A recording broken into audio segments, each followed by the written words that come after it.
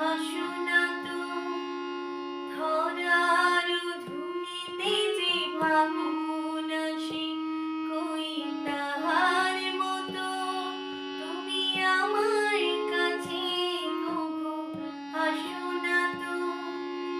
মনের কথা